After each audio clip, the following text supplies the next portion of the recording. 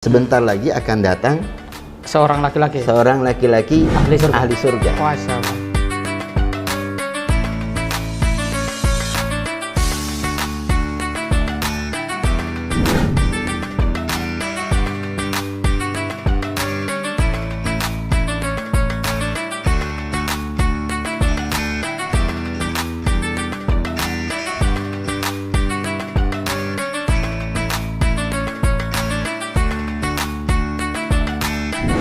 Assalamualaikum warahmatullahi wabarakatuh.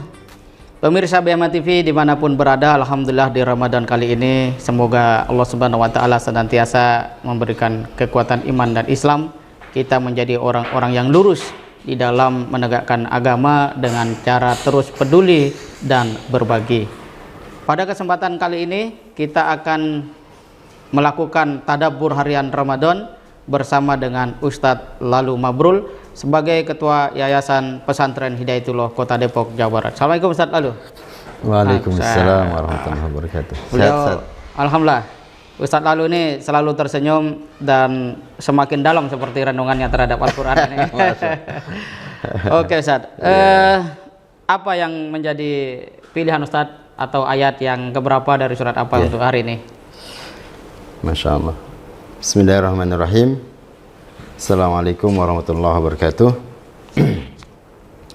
Alhamdulillahillazi anzala sakinata fi qulubil mu'minin liyazdadu imanan ma imanihim. Asyhadu an la ilaha illallah wahdahu wa asyhadu anna Muhammadan abduhu wa rasuluhu la nabiyya ba'dah, amma ba'd.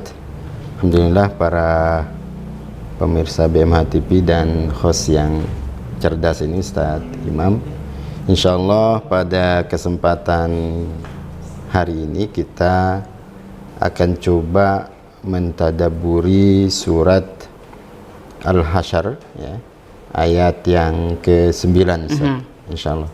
Jadi kalau mau ditadaburu, Masya Allah, semua Al-Quran ini menjadi inspirasi dan ilmu bagi kita. Masya Allah, menggerakkan kita terus dalam kebaikan. Ya. Silakan Ustaz. Ya. Surat Al-Hasyr ayat 9, Allah Subhanahu wa taala mengatakan wallazina tabawwa'u ad-dara wal imana min qablihim yuhibbuna man hajara ilaihim wa la yajiduna fi sudurihim hajatan mimma qadaita mimma utu wa yu'thiruna ala anfusihim walau kana bihim khasasa wa man yuqassuhan nafsihi fa ulaika humul muflihun. Allah Subhanahu wa taala mengatakan di dalam surat ini tentang keimanan orang-orang Muhajirin dan Ansor, ya, keteguhan keimanan orang-orang Ansor, di mana Allah Subhanahu wa taala mengatakan dan orang-orang yang telah menempati kota Madinah dan telah beriman, yaitu adalah kaum Ansor. Jadi kaum Ansar ini sebelum Rasulullah SAW hijrah ke Madinah itu sudah beriman duluan. Oh, Masya Allah, ya. Ada Mus'ab kemarin Ustaz ya. Asbab Mus'ab bin Umair. Ya, jadi sebelum Rasulullah hijrah, jadi Mus'ab itu yang mengajarkan lebih Islam, dulu memberikan pencerahan. Ya, sebelum kedatangan mereka yaitu kaum Muhajirin atau mereka Ansor mencintai orang-orang Muhajirin atau orang yang berhijrah kepada mereka, dan mereka Ansor tiada menaruh keinginan dalam hati mereka terhadap apa-apa yang diberikan kepada mereka atau orang-orang Muhajirin itu, dan mereka mengutamakan orang-orang Muhajirin atas diri mereka sendiri sekalipun mereka dalam kesusahan. Dan siapa yang dipelihara dari kekikiran dari dirinya, mereka itulah orang-orang yang beruntung. Nah, itu Ustaz. Jadi dalam ayat ini saya ingin sedikit memberikan dua poin inti yang mungkin menjadi pokok kita. Ayat Allah Subhanahu wa taala yang mengatakan wala yajiduna fi qulubihim hajatan mimma utu. Kemudian yang kedua adalah wa yu'siruna ala anfusihim. mendahulukan mereka. Kisah Muhajir dan Ansor ini memang Masya Allah bagaimana Rasulullah SAW mempersaudarakan mereka. Bahkan ketika kaum Muhajirin ini datang, mereka menawarkan harta-harta mereka, dan bahkan kemudian sampai dalam kisahnya itu ada yang menceraikan istrinya untuk siap dinikahkan oleh Muhajir. Ya, Muhajirin. Sedemikian kuat Rasulullah SAW memberikan pengaruh mu'akhahnya persaudaraan itu. Bahkan di antara juga sebab nuzulnya ayat ini kan kaum Ansor ini ingin membagi tanahnya. Tanah saya diambil saja separuh. Ya, biar nanti kami juga separuh. Tapi Rasul mengatakan tidak. Ya, dari penghasilanmu sajalah yang dibagikan kepada mereka. Jangan tanahnya gitu ya. Kurang lebih seperti itu. Nah, wala yajiduna fi qulubihim, jadi hati-hati orang Ansor ini begitu teguh gitu ya. Dan tidak irian, bagaimana ya? Tidak iri terhadap kaum Muhajirin yang memang lebih diunggulkan sebetulnya dari Rasulullah SAW. Ya, mereka tidak iri.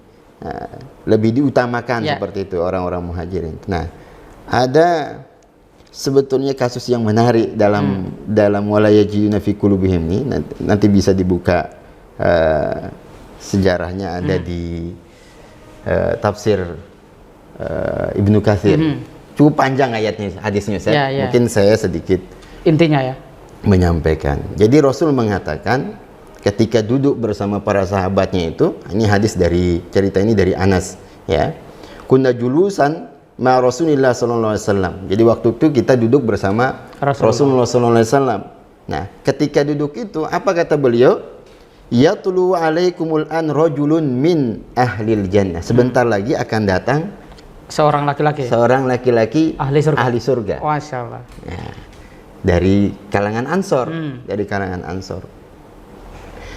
Dan itu berulang 3 kali disampaikan oleh Rasulullah SAW. Besoknya lagi pada duduk-duduk, kemudian Nabi juga kemudian mengatakan kembali, yatlu alaikum al-ana rajulun min ahlil jannah. Hari berikutnya juga demikian. Nah, kebetulan pernyataan itu didengar oleh Abdullah bin Amr. Ya.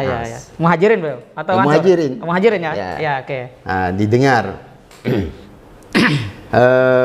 Afwan, saya tidak persis apakah itu Muhajirin, tapi yang sahabat yang disebut ahli surga itu adalah Ansor itu. Ya, betul. Ya. Yang penasaran Amru. Ya. Abdullah bin Amr. Abdullah bin Amr, oke. Abdullah bin Amr.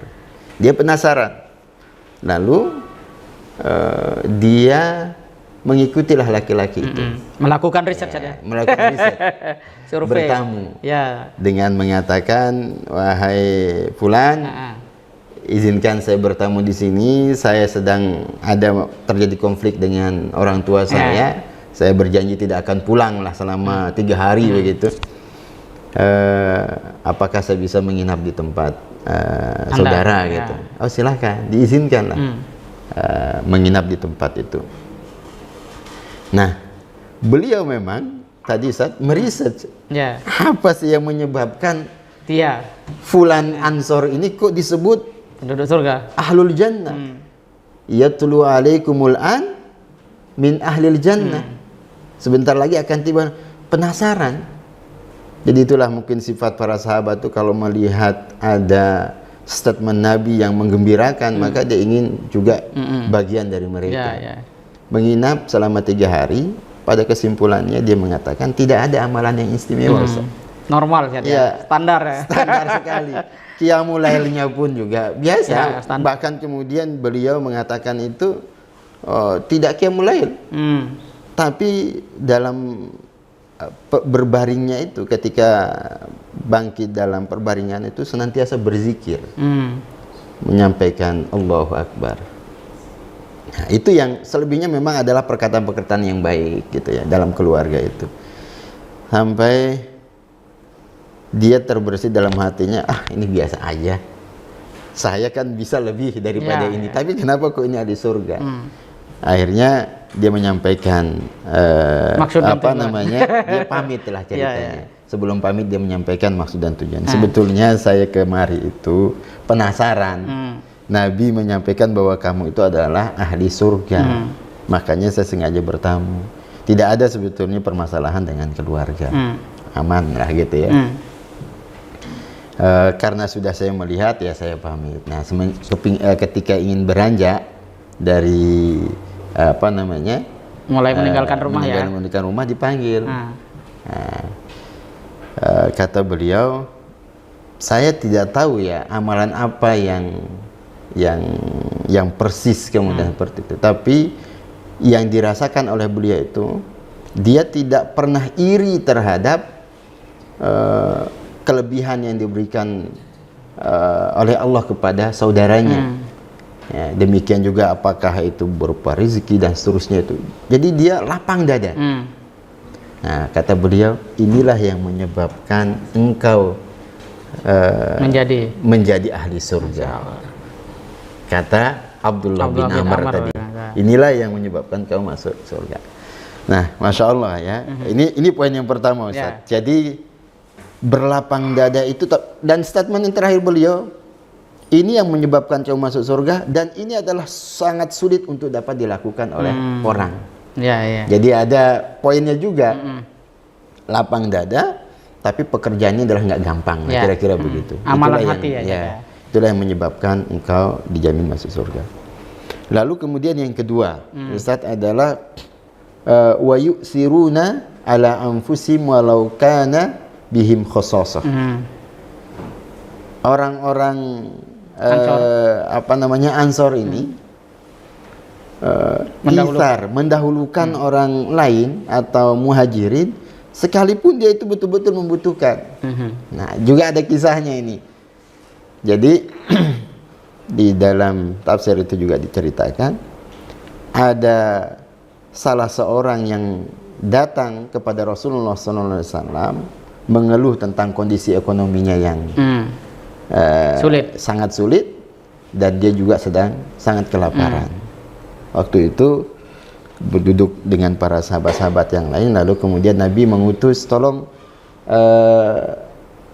ada yang ke rumah, tanya ke istri-istri beliau apakah ada yang perbekalan yang bisa diberikan gitu ya, atau bisa dimakan. Ternyata nggak ada.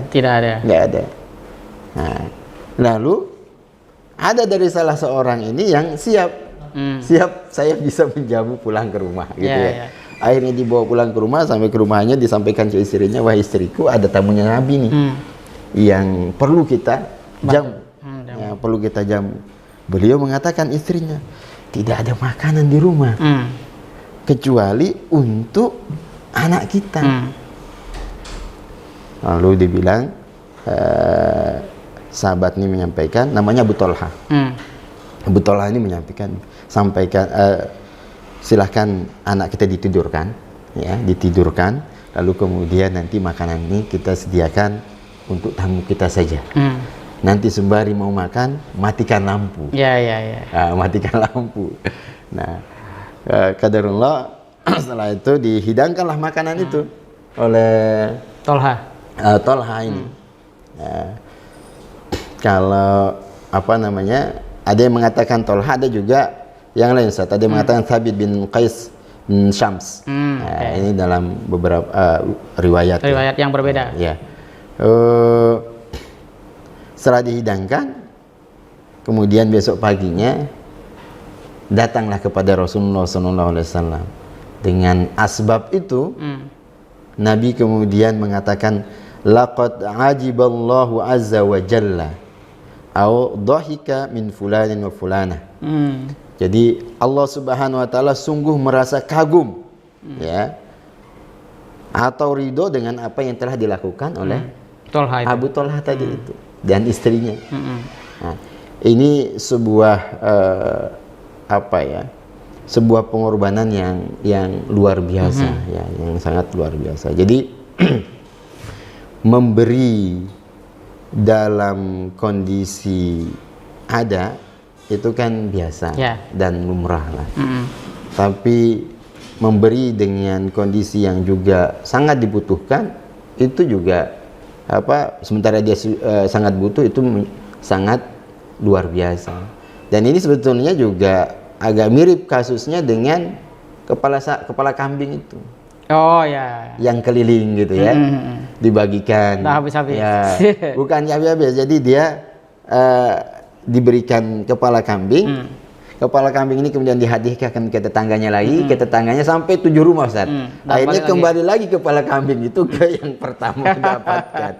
Nah, jadi itsar ini luar biasa.